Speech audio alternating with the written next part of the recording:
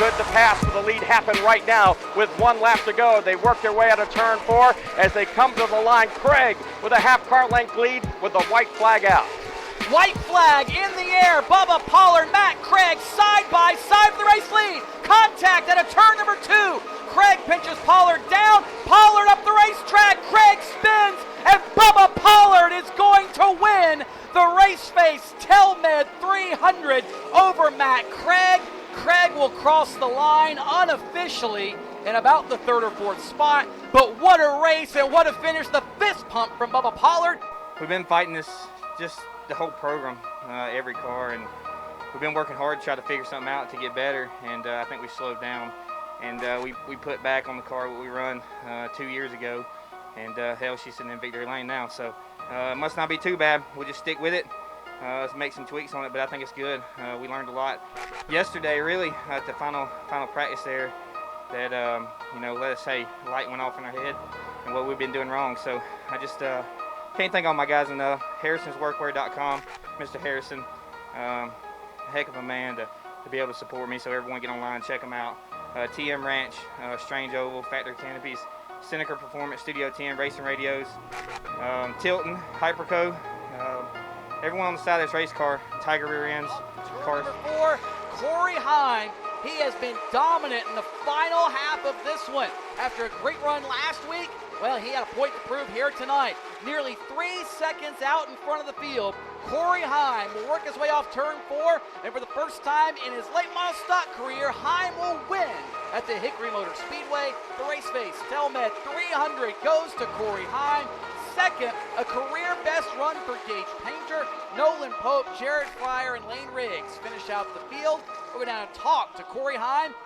To my knowledge, the first driver to double up and win a late model stock and a super late model race in the Cars Tour. We'll talk to him here in just a moment. I think our main goal is just to ride like top 5 all night, and that's pretty much what we did. I think our worst was 3rd right there, and I really thought I had a really, really good car, and if I could control the race, I had a really good feeling that we were gonna be really good there for the end. So I just got out front and just controlled the race from there, and that restart was close there, but I think we're just taking it 1 race at a time. Obviously didn't have a great showing at Southern National, and kind of a heartbreaker there at Ace, but to come back and get redemption here tonight is just a really greek feeling, and can't thank everyone in Week 1 Performance enough. They do such a great job.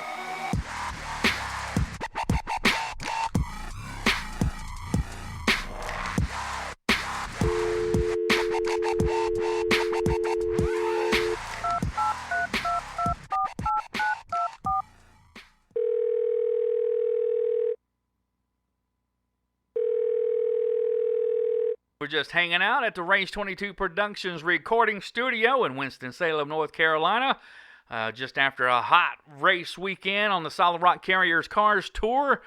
Danny Willard, race director, is joining us from the hot seat because he was in the hot seat this past weekend, 2 weeks in a row. Danny, welcome to the hot seat, the post-race show, podcast, whatever you want to call it, for the Solid Rock Carriers Cars Tour. We got a lot to cover today. We have super late models and late models at the Hickory Motor Speedway, the Race Face Telmed 300, presented by the Clower Construction at the Hickory Motor Speedway, located in Newton, North Carolina. Everybody thinks it's in Hickory. No, it's in Newton. Can you say Newton? Newton. Danny, welcome. Appreciate you hanging out with us here at the Race 22 Productions recording studio in Winston-Salem. In the hot seat again, brother. What do you think? Oh, another great weekend at the racetrack. Can't beat being at the racetrack with the Cars Tour. Nothing better. I just miss the fans. Yeah, absolutely. That's what I wanted to comment on first. Been at tracks where I've been disappointed to see, big blotches of concrete or seats, where I felt like, man, we should have more fans here. But there were fans there, This is the first time where I've done a race, worked a race, where fans were not allowed. And yeah, This My is the first goodness, for me as yeah, well. that was just strange, wasn't it? It was Yeah. sad. It was, and the drivers felt that. A lot of them just talked. Man, it's a different atmosphere. It's a different vibe. Because they, a lot of them talked about it. They get hyped up. They feel that energy and they need that. So thank goodness for CarsTour.tv and PitRow.tv. Tony Stevens had Mark Garrow, veteran broadcaster, up in the booth with him, and a veteran pit road reporter, Derek Perniciglio. Ooh, I've been practicing all week. Nailed it. Veteran pit reporter and broadcaster, TV and radio, both of them, as well as Tony. At this stage, what the heck? Fantastic broadcast. Captured all the action. There was no question about what happened because they captured it all. They did a fantastic job. And where you were positioned, were you able to utilize the instant replay? No, the instant replay was down there where they were broadcasting from, which was downstairs. So wasn't close by. I never had a chance to use it this Saturday. Okay. Really didn't run into a situation where we needed it. So all right, pay attention, kids, because this question, there might be a test later, because this question might come up later. Okay, kids? All right, the race this past weekend. I know where you're going with that, but yeah, we're good. All right, this race this past weekend, the Race Face Telmed 300, presented by Clower Construction. Now, the fans, by our awesome governor, no fans were allowed. Now, think about this, folks. The Race Face Telmed 300, presented by Clower Construction. Those folks paid, sponsorship for this race, as well as, the sponsors on the cars paid, for the cars to be on the race. They couldn't be there either. That's when it really hit me. It's bad enough the fans can't be there. But, man, when I was talking to Craig Moore, that's when he was, it really set in when I was talking to Craig, when he had all these folks that were wanting to be there, so he was making sure they know where to get the CarsTour.tv and the PitRow.tv. And I thought, man, that's when it really hit me. These folks are paying, money to get these cars on the track, and it's hard for these guys to get that money, and it's hard for the tracks to get that track money, and the sponsors in the series, the Solid Rock Carriers Car Store, Kirk Ipock, man, we sure do appreciate his involvement in short track racing. He was there, running around the pits, and man, he was having a ball. He was having a great time. So we certainly appreciate him so much. He is such an awesome guy. Yes, we do. But, when we think about that, that really hit home with me, and I just feel bad for these guys that are wanting to get involved in racing when it's really hard to pull these sponsors, and they're forking over these dollars, and they can't be there to enjoy it. But at least, like we said, they could enjoy it on CarsTour.tv and PitRow.tv with Tony, Mark, and Derek this past weekend. Both races, super late models and late model stock cars, both were 150 laps. For the super late models, it was race number 2, and the late model stock cars, it was race number 3. Last weekend, the late model stock cars raced at Ace Speedway. Another wow, what a race. So we were expecting nothing less as we got through practice. The guy that was winning last week, a photo finish was fastest on final practice on Friday, so everybody's getting on edge, man. What we got to do to beat this kid? He's been hot. He's won 2 races at Hickory, 2 races on regular racing on at Ace, and then won his first tour race at with us. So, man, everybody thought, here we go, we're gonna be chasing this kid again. So, as we approached Hickory, Danny. What was your thoughts, with all the fans aside, and coming off that race with the late model stocks, now you add the super late models. How does that make your job harder? Well, I guess it makes it double, because you got 2 divisions to look after, and, you treat both of them the same, don't get me wrong, but it just doubles your duties for today. But, I was up for the challenge, got a great team there in place, so just business as usual. Now, when you have a drivers meeting, you got 2 different classes under one, one tour. There you go, the Solid Rock Carriers Tour. Do you have 2 different drivers meeting or just one? No, just one. Just one covers both divisions. Okay. All right. So one thing I do want to touch on real quick, during the drivers' meeting, Mr. McNally announced during the drivers' meeting, and it was quoted verbatim exactly what he said during the drivers' meeting on Race Day Live coverage on Race22.com by Brandon White, who is a fantastic writer for Race22.com, brilliant young writer. He announced that during the drivers' meeting that a member of one of the teams tested positive for COVID-19 on Tuesday, June 9th. McNally does not believe this member contracted COVID-19 at ACE, but he is advising everyone to stay vigilant and to keep social distancing and use masks. And that's all that was said. That is verbatim what Mr. McNally said during the drivers' meeting. He didn't say somebody. That is correct. He didn't say somebody from a team caught it at ACE. He didn't say he was at ACE spreading it everywhere. And I want to add this. The incubation period for COVID-19, which is the time between exposure to the virus, becoming infected, and the symptom onset, is on average 5 to 6 days. However, can also be up to 14 days during this period, also known as the pre-symptomatic period. Some infected persons can be contagious, therefore, transmission from the pre-symptomatic case can occur before symptom onset. All right, that's the disclaimer. Okay. So, for the folks that went on the racing sites and blew it up and twisted it around, Brandon White did not say anything else outside of what exactly Mr. McNally said. So, I just want to put that to rest, okay? That's all I want to say about that. Now, let's get to the racing. Qualifying, the super late models, of course, blistered the racetrack. Trevor Knowles in that good-looking 22 car. The car is maintained, in Oklahoma.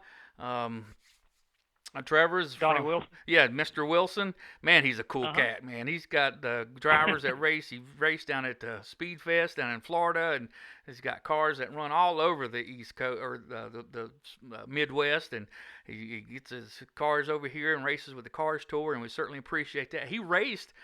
Donnie actually raced in the throwback in the late model stock car race last year and ran very well, ran up front for a while. So it was awesome to see him participate. He can still get her done and had a fast car for Trevor. Trevor set fast time at 14.730 and had a pretty fast piece over there. So they lined them up and racked them up, and off they went on a very hot day.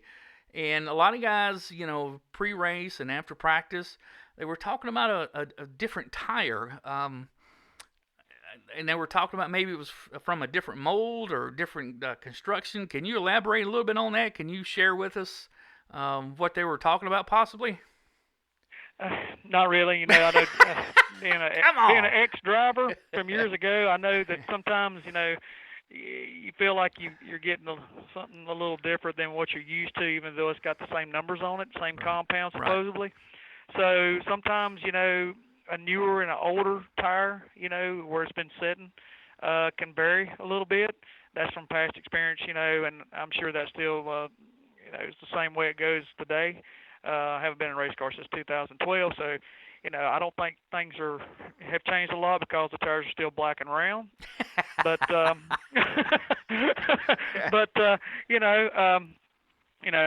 sometimes, you get a little different feel, maybe a sidewall or something, or side bite or something. You might feel something a little different sometimes. But overall, we're running the same compound and everybody was on the same tire.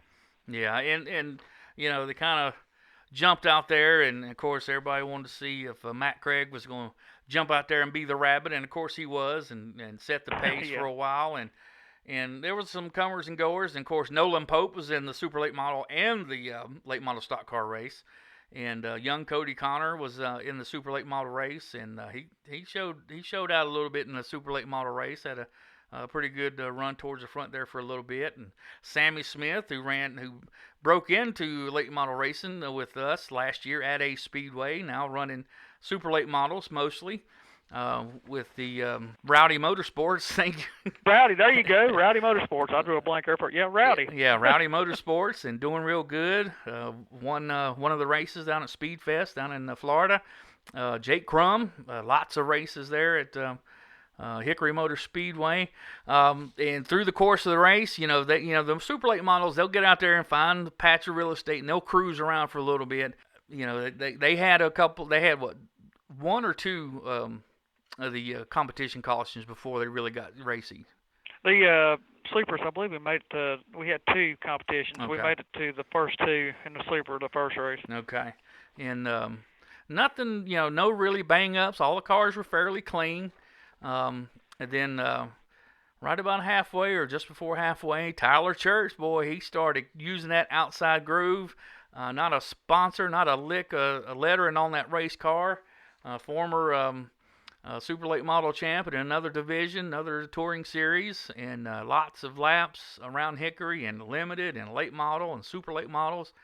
Man, I thought he was going to go up there and pass them all. He was on his way. Yeah, Tyler, great guy. I've known him for a long time, back in my days at racing at Hickory and everything. I watched him come up, through the years. He's a really tough competitor. He's been having a lot of bad luck over the last year. He's got to change sometime. Yeah, and we had a young racer out of Georgia, I think for the very first time, racing with us at the Hickory Motor Speedway. Jake Garcia, very impressive, very sharp young racer. Was racing mid-pack and then started coming on strong towards the end. Carson Quapple came on strong at the very end. And then, as always, Matt Craig, he, dominated most of the race. And then everybody's starting to think, okay, where's he at? Where is he at? And then you get towards the final stages of the race, and everybody's looking for that white 26. And sure enough, here it comes. Starts edging up. Was that not a pretty exciting final 25, 15, 10 laps? Well, if you sit there and watch the race from start to finish, and Matt Craig, he's going to jump up front, and he's going to run wide open hard as he can. That's just the way Matt Craig is. And if you sit there and watched everything play out, you had a couple of guys, that qualified real good that fell back. Justin Kreider, local guy there, qualified, started fifth, I believe. He started to fade some. And then you watched people like Bubba. You start watching him slowly put himself in position, and then you get down to 25 to go, and here he comes. And I could see it start playing out. And if you watched the race closely, you knew he was probably going to get there at the end and make it interesting. Coming down to the final couple laps, man, they got there nose to nose, and he put the pressure on him and pushed him up to the high side. And that final lap, man, was very exciting. And I think for the most part, Craig was pretty much out of control from the time he left the second turn all the way until he spun out. So he did a great job. He did a great job all the way down the backstretch. He sure did. He was going to try to stay close to Bubba just in case they did touch. So it would have been spinning, drifting, whatever it took to get to the line first if they both touched. That's for sure. But, yeah, they went into three side by side, and didn't know how this thing was going to play out of turn 4, but they both made it to the center of the turn. Did a great job, both drivers. But a lot of talent there, a lot of respect for both those gentlemen. Match just didn't stick, and Bubba's did. Yeah, and from my location, I was right at the start-finish line, and I was filming just to get some video. Daniel was right in 3 and 4, so we both got different angles. And from where I was at, I couldn't tell if they touched or not. And Tony's crew got a fantastic angle where it showed where they didn't even touch at all. If they did, it was already after Craig had spun. Derek caught it with Craig said, yep, he was pretty much out of control all the way down the backstretch. It was good hard racing. I had a good lead going, and then my car just, worked in a little free, and then just kind of losing a little bit of pace to Bubba. And the lap cars, I kind of got held up by a couple. I wanted the top, but I wanted the top, but they gave me the bottom, so I had to work around those guys. My car was just fading to the loose side. But coming off a 2 on the white flag lap, I think I grabbed a little bit too much throttle, and I got a little loose. I bumped into Bubba, and I was just kind of out of control to hold back straightaway. Ended up spinning out in 3 and 4, but it was a good hard race. I don't think it was fair play for Bubba. I don't think Bubba did anything. I think I just grabbed a little bit too much throttle off of 2 and just got it too loose and bounced off of Bubba down the back straightaway, and then my car was just out of control kind of all the way into 3. He was, I mean, like I said, Matt, he's a great driver.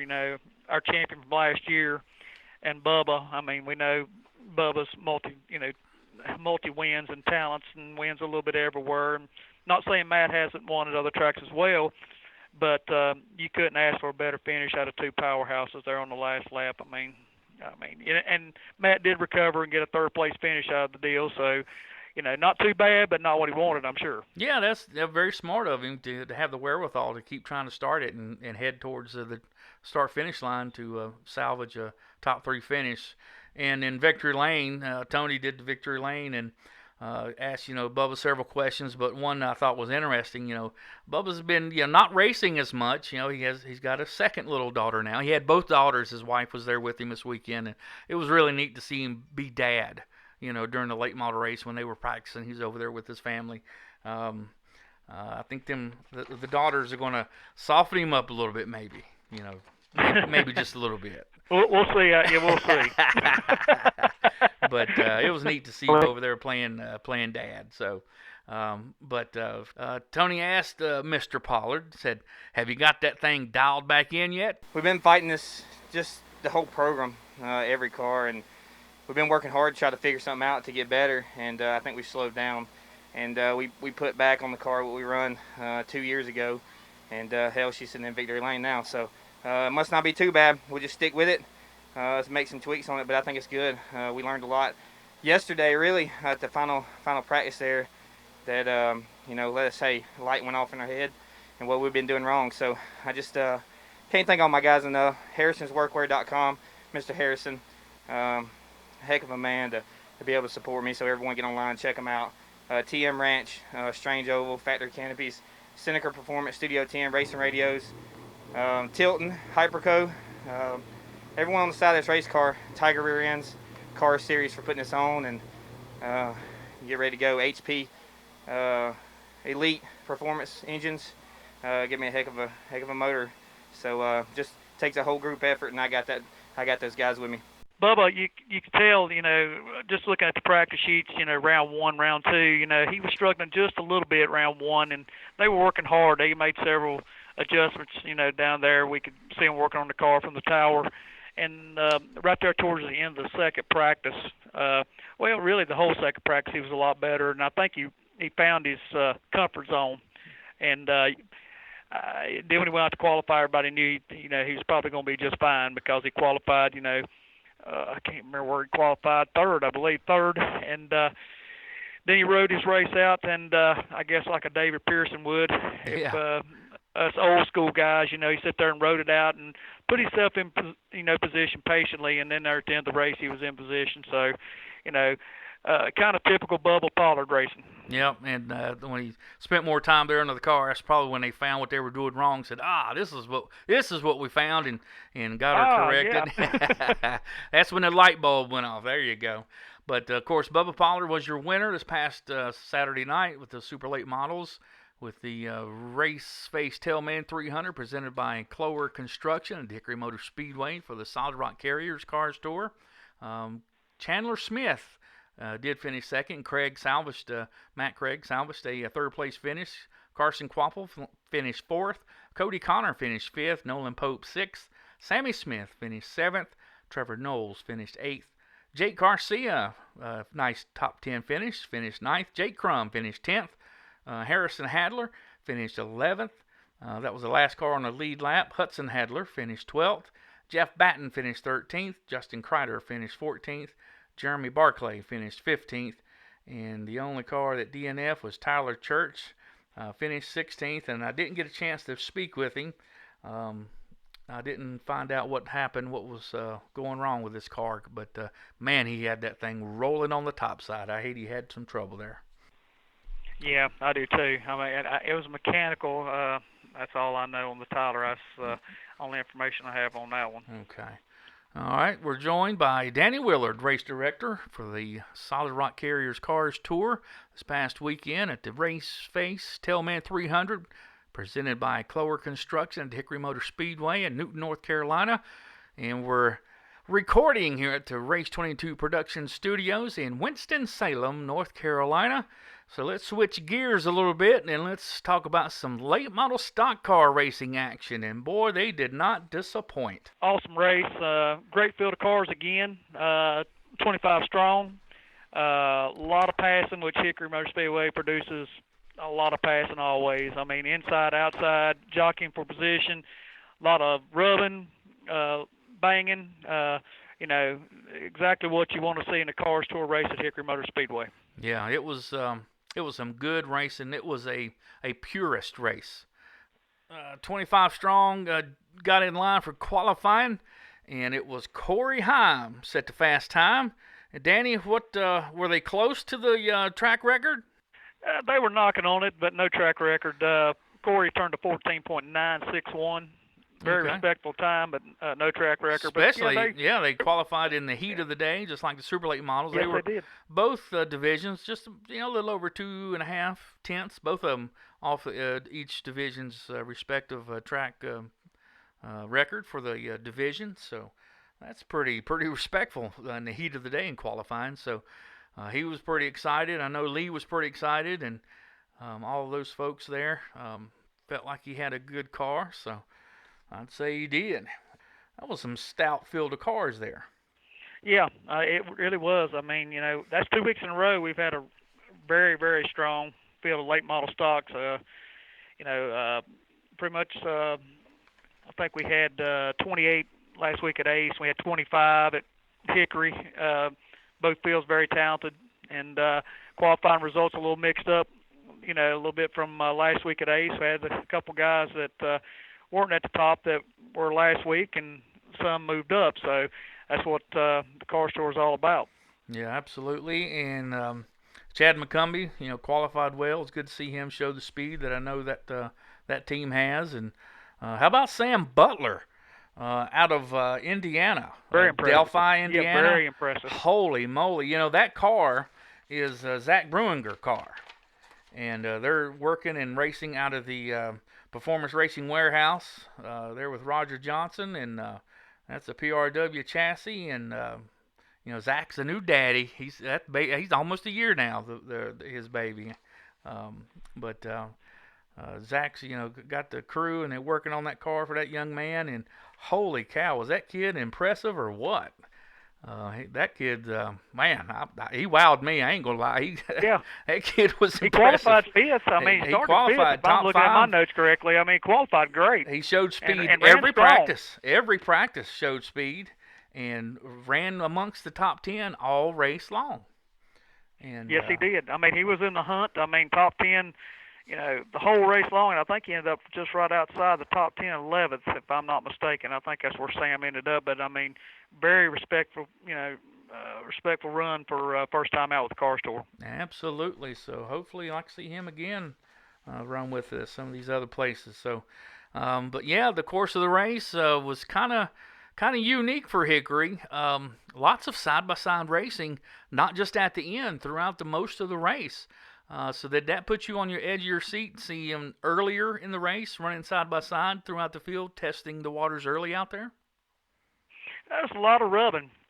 Which that Hickory does produce a lot of tight quarters racing where there's a lot of rubbing and, tire marks on the side and slipping up and getting to the wall sometime. It's just that's what Hickory's all about. It's a wore-out track, which that's where, that produces great racing. Let's be honest here. These little worn out short tracks is where the racing really is, and most of the time, every time we go to a track, it's tire management, and you got to be in the right place at the right time. You've got to know when to hold them, when to fold them. I guess is the way everything works with the Car Store. Because there were several guys that were trying to, ride it out, as you could tell, because we had a couple of players that came on at the end that did the same thing last week at Ace. I'm not going to say they run out of time, but they both, a couple guys will bring up, Pope and Fryer. Just like last week, they were there at the end. Both had a great run, but Craig Moore. Craig Moore was up front with Oh my goodness, Riggs I and was Millington. so tickled for him. He has had such good performance and speed in every place, including Martinsville. Has showed a lot of speed and with the best of the competition that's thrown at him, but has had no luck. I mean, some of the things that have broken, nobody's ever seen happen at a racetrack. So it was awesome to see. He and Corey were the only two sub 15-second lap in qualifying. So that was very awesome to see for him. And just seeing lots of people on social media just really light him up, and just so happy to see him have a good race and qualify well. So happy to see him have lots of folks cheering him on and things like that. So that was really awesome and to see, and glad to see him have some success. And boy, I thought he was going to come on strong, and because he learned his lesson last year, because he had the throwback race in the bag, or so he thought. Yeah, he so said he thought. learned I his mean, lesson. Yeah. When I went to see him at Hickory, as the first thing he wanted to talk about. He's really gotten adapted well to Hickory. I guess last couple of races, we've ran at Hickory. Craig's really seemed to find a real good line for himself up there, and seems to be really strong every time we go up there now. Yeah, and he is running a limited schedule this year, and that is his brand new car that he ran at Hickory this past weekend. And boy, he said he likes it. He said now that he's been running that new car when he is racing, he said, "Gosh, man, I hate that I wasted all that time with that old car." He said, but now hindsight's 20/20. But I could tell he had a pep in his step, so I was real tickled for him. But qualified well, looked really good. Tried to let that pace go. And I noticed that, early on he let some cars go and just tried to race his race. And some of them young kids, boy, they were wanting to play rabbit and run that high side and try to force the issue and try to make other people wear their tires out if their car wasn't handling as good. I thought that was pretty neat if you were catching that.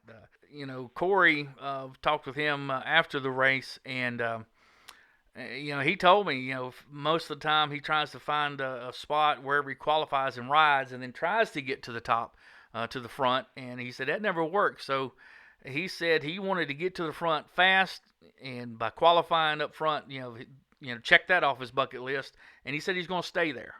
So that was a different strategy. So that means he had to push the car. So that's where they came up and tested several weeks ago and worked on nothing but race setup, and the speed came along with that. So they had that thing hooked up.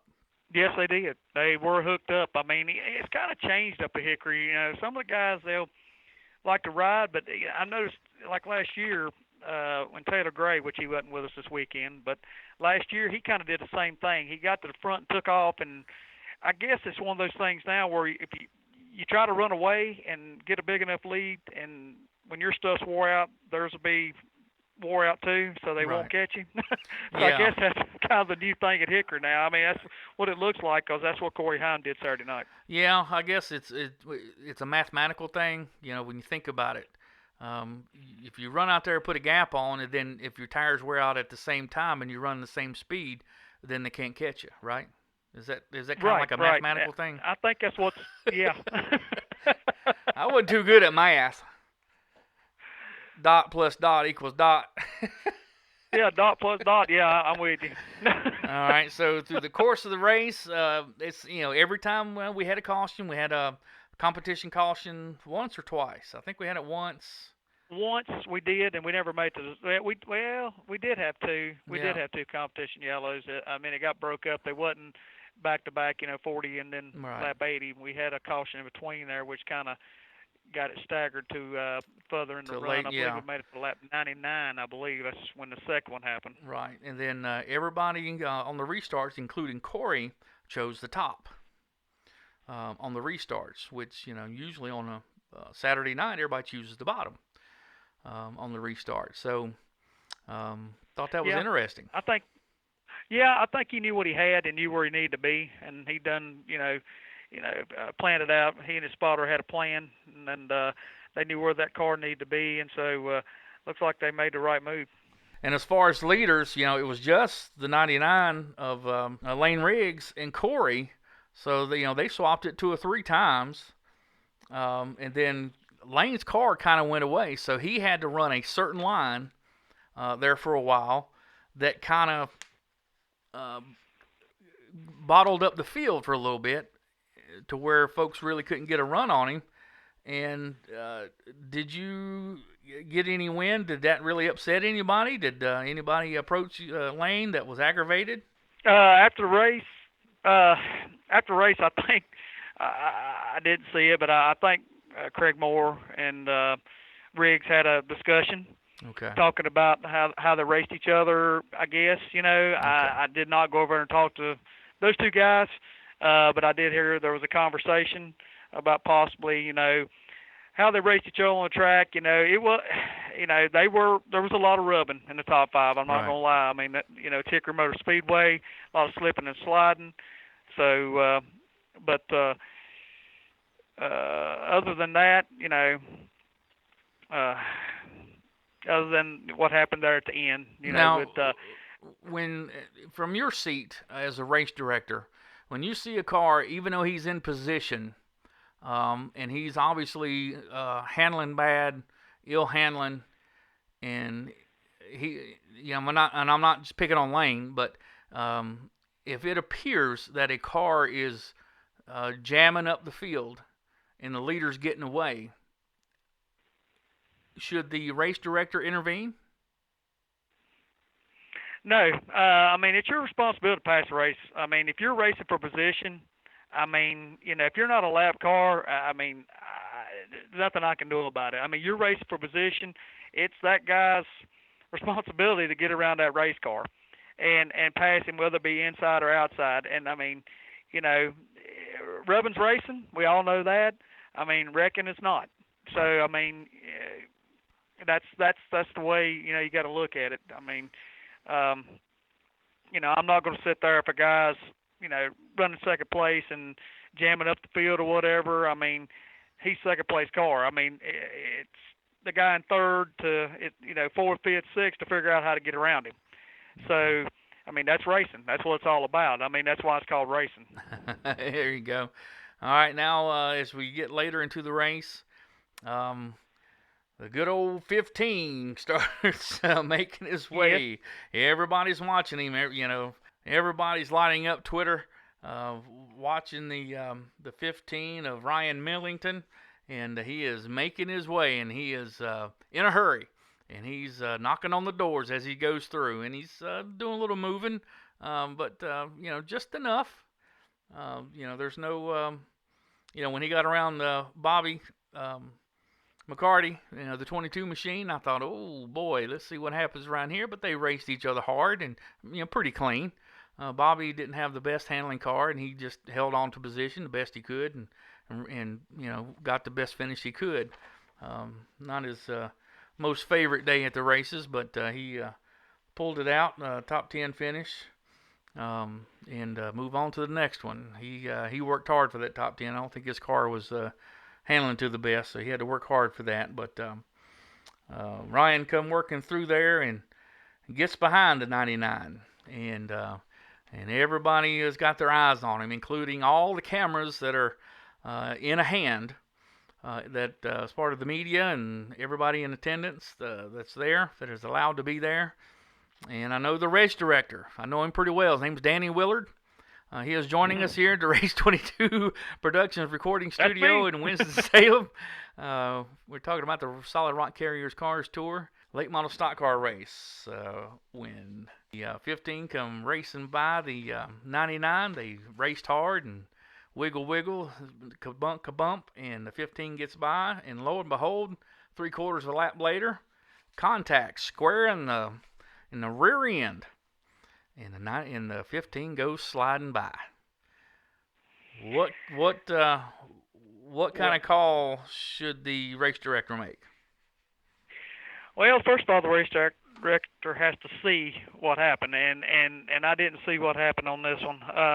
And I was looking at another battle that was going on in the middle of the field. I'm being totally honest here. I mean, I did see the 15 come up when he was making his way up to the top 5, I did see him passing cars, and like I said, before, they were racing each other pretty hard. There was a lot of, bumping and grinding, I like to say. I mean, they wasn't, going too far, but they were moving each other around a little bit, and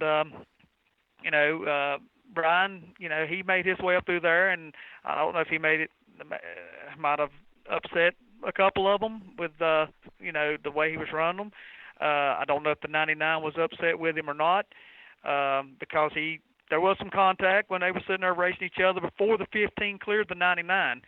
After the 15 cleared the 99, I kind of took my eyes away from it because, the way the 15 was moving up, I thought he was going to pull away. So then I focused on another battle that was going on in the middle of the field where they was getting kind of rough, and I was kind of keeping an eye on that.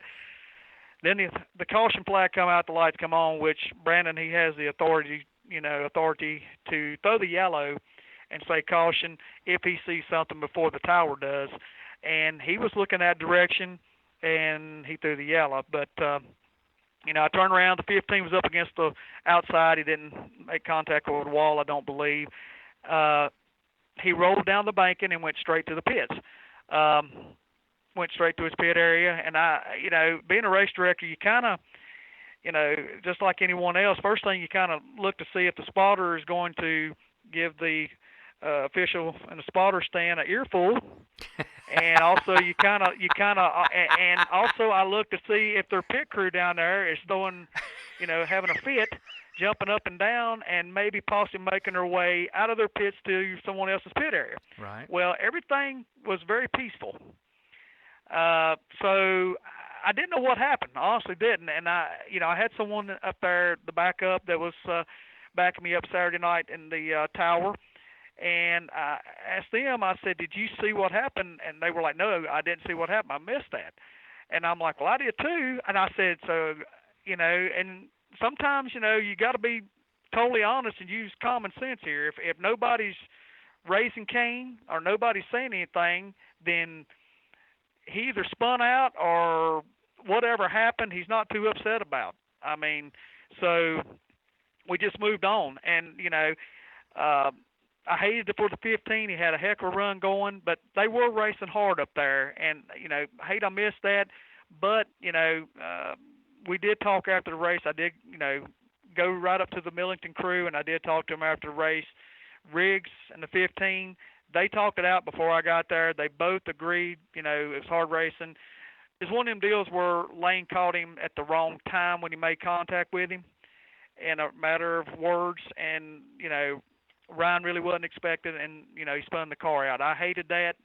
It's racing. I mean, we can't be perfect in this deal, and I didn't see that. And I'm glad they talked it out before I got down there, and I wasn't put in the middle of something. But, hey, like I said, I'm big boy race director. Everybody knows me from race directing through the years. I'll come down and talk to you after the race, and if, to make sure, where we stand on something. And, we talked it over with the Ryan Millington crew, and everything's fine.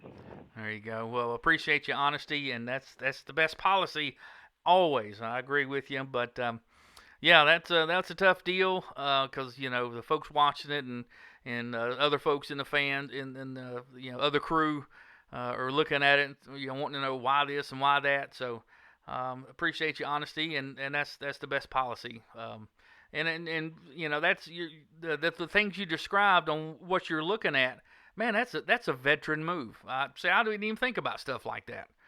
So that gives folks that are burning up the websites and the Facebooks and the whatever you call them, the message boards. Maybe they're going to listen to this and give them something to think about. Because that's a veteran move. That really gives you something to think about, Danny. That's outstanding. Great stuff. I appreciate that. Yeah, I mean, that's just coming from experience. I mean, being in different situations at different racetracks and different series and stuff. I mean, and plus being, a racer, spotter through the years. I mean, I've done everything except promote a racetrack, I think, which I don't think I'm going to do anytime soon. I'm broke. But anyway, I mean, it's racing, and if people think they can see everything from, it's like being a fan. If you're sitting in the stands watching turn one and all of a sudden the caution comes out and there's a 10-car pileup in turn 3, you don't know what happened either. All And right. and so it's racing, and sometimes you're on the good end of it, and sometimes you're on the bad, but you have to just kind of get a perspective of what's going on at the time as well, like I said, around you. And if people are upset, then, if that would have been the case, I would have probably took the time to walk downstairs and look at that replay. Right. But, like I said, it was a hop and a skip. I mean, it wasn't next door to me like it is at some venues. I mean, I was going to have to go down 2 flights of stairs, run across to the other side, and Take come a boat back. and It wasn't convenient. It wasn't convenient Saturday night. When you're at Hickory, it's not convenient. When I was at Right. Ace last week, it was at the right beside of me. Right. So, but we had to use the old school method last weekend. Yeah, there you go. Well, that's good enough, man. I appreciate that. That's good stuff. Derek did catch up with both drivers. Ryan did. He went straight over to Lane and said, "Hey, dude, man, it's all good. That's just hard racing." Yeah, I mean, it was some hard racing. I was just upset. It was, he'd been racing hard with everybody on the top for 70, 80 laps, just chopping everybody off. And I got to him and ran him off the track a little bit. I saw what he'd been doing to everybody, and I knew what I had to do to get around him. So I did that, and I guess he just wasn't too happy with it. So, he drove in there, got into me, and that late in the race, everything's just loose, it's hot, and that little tap was a little too much, and I lipped her around, but it is what it is, no hard feelings, it's part of racing, so we'll go back to the shop and work and try to come back for the next one. And Lane, he took responsibility. He said, "Yeah, it's my responsibility to not spinning." He said, "If I want to rub him and stuff like that, that's part of racing. It was just hard racing." He took responsibility, and here's what he had to say about it. Yeah, we were racing hard side by side. He cleared me, and I went down in the corner, and it was my bad. I got into the back of him, and unluckily he spun around, and I appreciate him coming down here, and we talked it out, and he said that we're good for the next race, and that was just hard racing. So I appreciate him being straight up about that. Temper's playing a lot at the end. Very surprisingly, in my opinion, just really ill handling race car was really good on the top side, and it was really fun racing here at Hickory on the high side. And the car was just free from lap 1, so I was just trying to roll as much momentum as I could, and just trying to make all the passes I could early and keep that track position. Was there that much tension when you guys talked? Because it appeared like last week you guys raced each other nice and clean and gentlemen, even hugged in victory lane, and then tonight, of course, you get together. What did you guys talk about?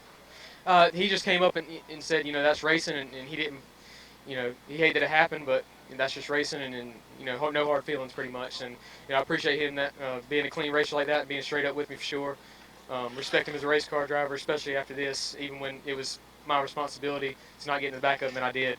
So for him to come over to me after I wrecked him, that gave some respect for sure. And what I wanted to ask you, Danny, on this situation, is this a perfect situation where maybe Lane could have went down to the start-finish line, did the old tap the roof thing? He could, if he felt like that was his fault, he could have. I mean, but like I said, I'll be very surprised if anybody ever does it. I mean, if I, back in the day when I accidentally got in somebody, if that rule had been in effect, I wasn't going to man up to it and come down there and tap the roof and say, "Yep, I'll go to the rear. I did that." I mean. So you'll be honest in the race director's chair, but not in a driver's seat. That's right. It's one of them deals that I do that. No, I didn't do that. You're wrong. But it's hard. I mean, It's hard sometimes to, be in those situations. But like I said, it's racing. Rubbin's racing, and sometimes things happen. And you could tell, on the broadcast, the video that Ryan Millington, he was like was laughing, and I guess he was. I mean, he was he was eating it up, man. He loved it. And we're Ryan. I've got to learn that family and get to know them over the last couple of years, where they've raced with me some up at Ace Speedway, and when I'm race directing up there, and with the Cars Tour, and great family, great racing family. Ryan's a heck of a wheel man. Yeah. I hate he had bad luck Saturday night. Yeah, and when I was playing around as a announcer at Hickory, I think it was 1999, his dad raced late models. And you think they're on a small budget now? When his dad raced, You talking about a shoestring budget, and he raced, and he worked, and he worked, and he worked. I remember that. And he finally won a race. And you talking about the whole stands came down to be in the victory lane picture. Everybody was cheering for him, and it was so awesome. And I was so tickled for him. His dad is a super good guy, and it's so good to reconnect with him after all these years. And he's a super good guy. So really glad to see his son out here getting his race on and doing real well. So yeah, great family. So yeah, that incident, we got through that, and you survived. You did good, Danny. I'm proud of you. Thanks. Yeah, me too. I appreciate that. So now we get to the part where we have a late caution, and I know Corey was shaking in his shoes. That's one thing he didn't want to see, that late caution. And lo and behold, he chooses the bottom. Were you surprised? Well, I know he believes in his spotter, and Lloyd, and they got a very good relationship. No, not really. I guess they felt like that's where they need to be at that point of the race, and they felt like that's where their best chance was with a late restart. I guess it worked earlier on the outside, but I guess that they thought the inside was the place to be at that time. Yeah, and I asked him after the race, I asked him first, hey, how about that late caution? How what did that do to your heart? And he's like, oh my God, yeah.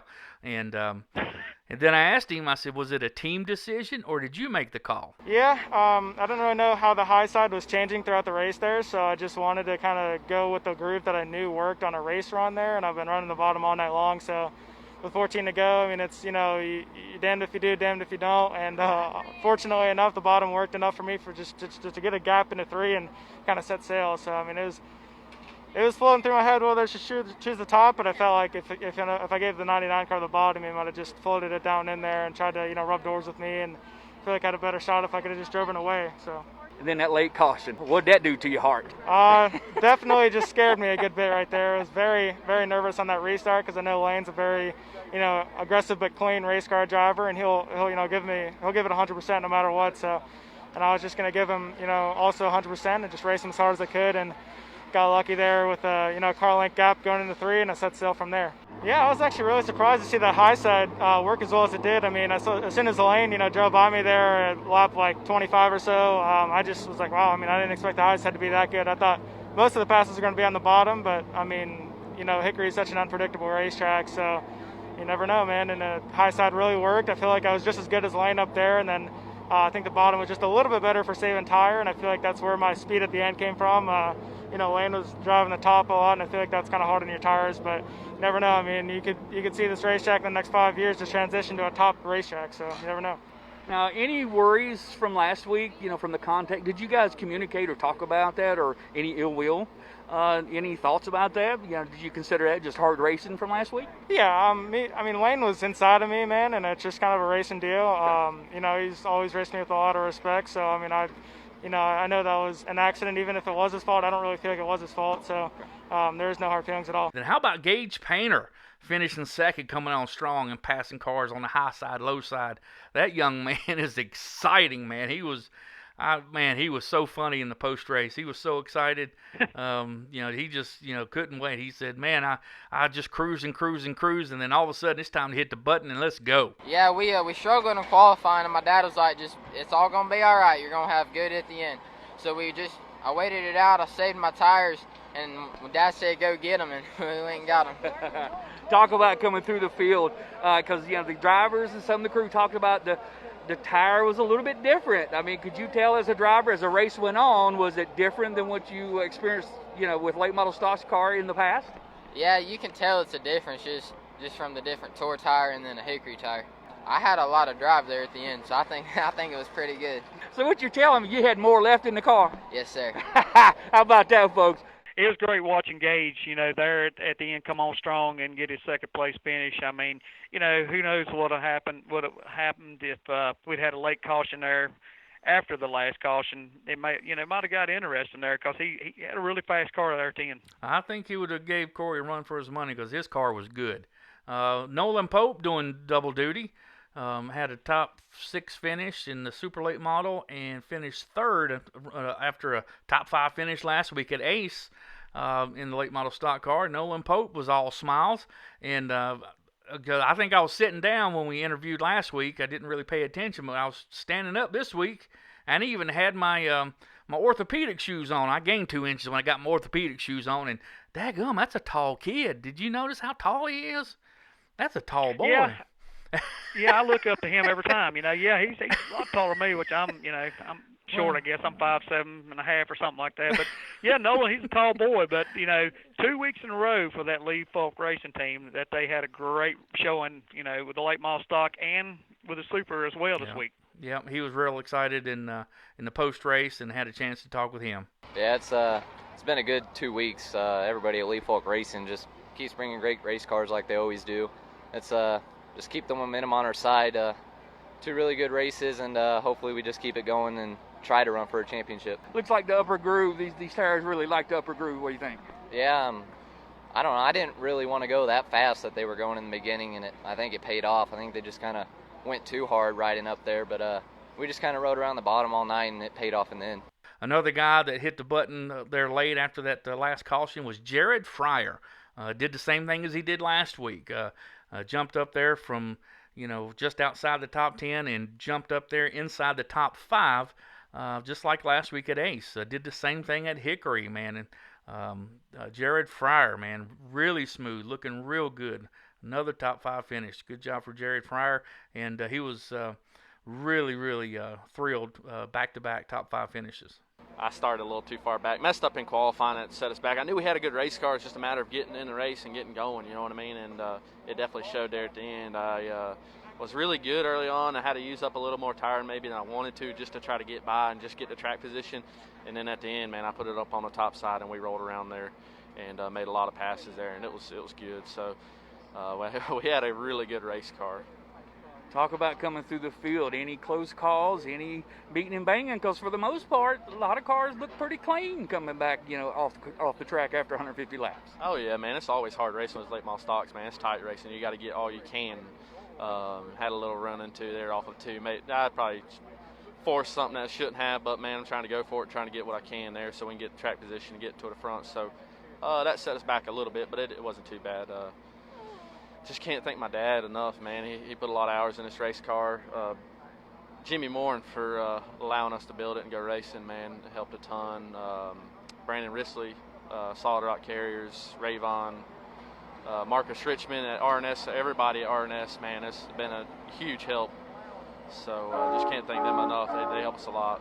Yeah, Jared, I mean, that's 2 weeks in a row that he did the same thing there at the end, come on strong at the end and put himself in position for a top 5 finish, third at Ace, and then got him a strong 4th place finish at Hickory Saturday night. I mean, if they can figure out what it's going to take to get them to the front sooner and have the finishing like they've had the last 2 weeks, he'll be in victory lane soon. Oh, yeah, I know his dad, Mark, and that crew, they will figure it out. It won't be long, and they will be pushing these guys. If they qualify up front, they will be dangerous, no doubt. All right, Lane Riggs ended up 5th. Craig Moore ended up 6th. Bobby McCarty fought his way to 7th. Brandon Pierce, didn't quite talk about him much. He wrestled an 8th place finish. Drew Dollar thought he'd be in the hunt there for a while, but he kind of just lingered around the bottom of the top 10. Connor Mosak, he was running up front there for a while. He qualified very well, but kind of fell back there for a while. I thought he might have led there for a while, but maybe not. But Connor finished 10th. That's your top 10. Sam Butler was running right there in the top 5 and ended up 11th, but really impressed with that young guy. Deke McCaskill thought that he didn't qualify all that well. Basically qualified around the same spot as he did when he won in 2016, October 2016, from the 14th position.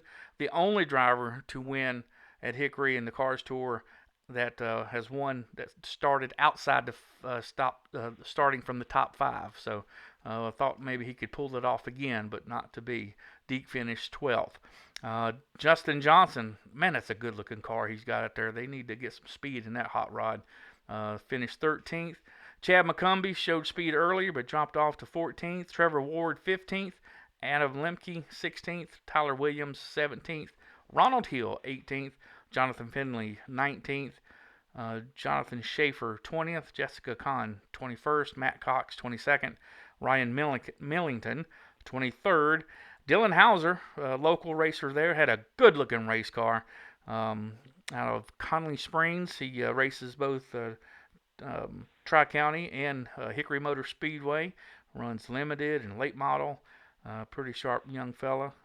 Good-looking race car. And Minnie Tyrell, we're going to have to do a sacrificial monkey or something. Nothing but bad luck. The kid's fast. The crew is good. Yes, The crew chief, I mean, you remember Brandon when he raced, top notch. Has raced for the best teams in late model stock throughout the history. Nobody Absolutely. knows late models better than Brandon. Great team, great family. Just got to get a little luck. What do we got to do to get that feller some luck? I don't know. I mean, Maybe a haircut? I saw the same thing. I talked to him after the race, and I said, guys, I mean, it's got to turn around. Yeah. I mean, because the car was fast. I mean, Yes, it he come was. back out after a pit stop about, I don't know, halfway through, and the car was really fast before finally, he expired and had to park it. Yep. So that'll wrap up this week's post-race recap of the Solid Rock Carriers Tour with race director Danny Willard. The Race Face Tailman 300 presented by Clower Construction at the Hickory Motor Speedway. Don't forget, in a couple of weeks, right around the corner in July, 4th of July weekend in Jennerstown, and a little birdie told me that Mr. Mark Garrow might be keeping his word and going up to Jennerstown to do the broadcast with Tony. And I hope he does, because, man, those two, they really gelled together. You know what? They just sound so good together. And Tony, he just, I don't know, they just really gelled so well together. I agree. It was really good. And having Derek on pit road, man, that was a good broadcast. When I came back to watch it, take some notes, because I was still kind of hurting a little bit. I wasn't near as bad as at Ace, but I was able to move around. Had Daniel with me, Redhead with me, so we was able to get a whole lot more action than at Ace. Man, we had a good time. That was some good action, and was able to capture and get a lot of good post-race stuff. So, Super Late Models, 4th of July, Jennerstown Speedway Complex in Jennerstown, Pennsylvania. The Thomas Automotive American Freedom 300, and I think our guys that are going up there to represent the Cars Tour will be running 200 laps, and then I think somebody else is running 100 laps. Is that how it is? That's correct. That's correct. We're running 200 in the CRA. We'll run 100 laps. There you go. All right, and then for the late model stocks will be the feature division. July 11th, Carteret County Speedway in Swansboro, North Carolina. They're on the beautiful coast of North Carolina. The Crystal Coast 125 for the late model stocks, July 11th. Hopefully, our Governor Stupor will allow fans by then. I really hope so. Fans are allowed at this awesome race coming up at Jennerstown Speedway Complex. That is going to be a dandy. Oh my goodness, that's my work weekend. Yay for me. No, that's not good. So plus it's 4th of July weekend. Yeah, double whammy. Yeah. So it's my holiday to work, and it's the weekend. So yay! But tickets are on sale. Go to carsracingtour.com. Check it out. If you want to go up there, for the folks listening up in that area and you're planning to go, fans are allowed. So be sure and check out carsracingtour.com. And hopefully for the next late model stock car race at Carteret, they will allow fans. If not, you can pre-purchase. Go check out carstour.tv and pitroad.tv. Tony Stevens does a fantastic job. You can see some of his previous work, and Mark Garrow in the booth, and Derek Pernissiglio, both professional broadcasters, had absolute professional broadcast this past weekend at Hickory. Well, Danny, is there anything else you'd like to add? No, I think we covered pretty much everything, you know. Looking forward to the next one at Jennerstown. I think my buddy, Chris Regal, might make an appearance. We'll just have to stay tuned. He might be back in the saddle at Jennerstown. He's probably going to have told me. a grass skirt on and one of those coconut drinks with an umbrella. He probably going to be able to get him to do much, you know what? Grass pom-poms, it's going to be awesome. I mean, we've got to make sure we get, you know, all the pictures and make sure we share with all. All right, so with that, we bid you adieu and thank you for checking out the Solid Rock Carriers Cars Tour post-race recap with race director Danny Willard for this past weekend's Race Face Telmed 300 presented by Clower Construction from the Hickory Motor Speedway. So until next time, we'll see you at the races. We're sorry, the number you have dialed is not in service at this time.